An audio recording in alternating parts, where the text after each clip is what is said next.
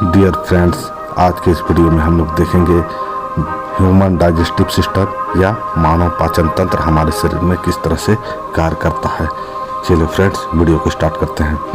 मानव पाचन तंत्र का कार्य ओरल कैविटी यानी कि मुख गुहा से ही स्टार्ट हो जाता है। भोजन को दांतों से छोटे छोटे टुकड़ों में परिवर्तित किया जाता है। मुंह में उपस्थित होता है लार। लार में एक एंजाइम होता है जिसका नाम है लार एमिलेज, जो भोजन में उपस्थित मंड जो एक तरह का कार्बोहाइड्रेट है उसको छोटे छोटे शर्करा में परिवर्तित कर देता है।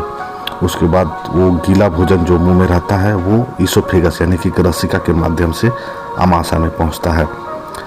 आमाशय में जठर ग्रंथि होता है जिससे जठर रस स्रावित होता है।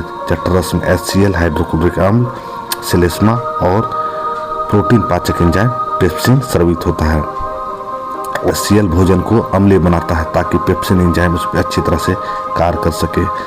श्लेष्मा जब स्टोमक या आमाशय खाली रहता है तो उसको आंतरिक स्तर को HCl यानी कि हाइड्रोक्लोरिक अम्ल से सुरक्षा प्रदान करता है।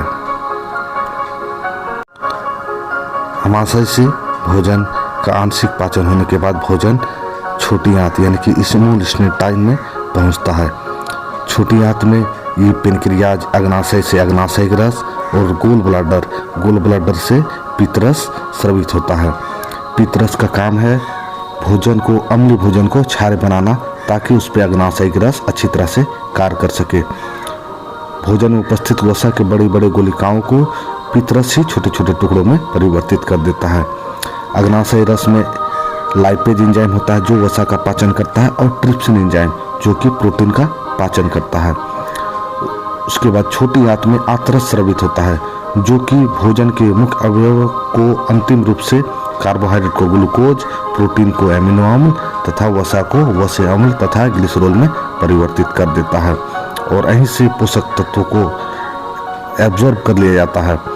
उसके बाद जो अनपचा भोजन है वो छोटी आंत से बड़ी आंत में जाता है।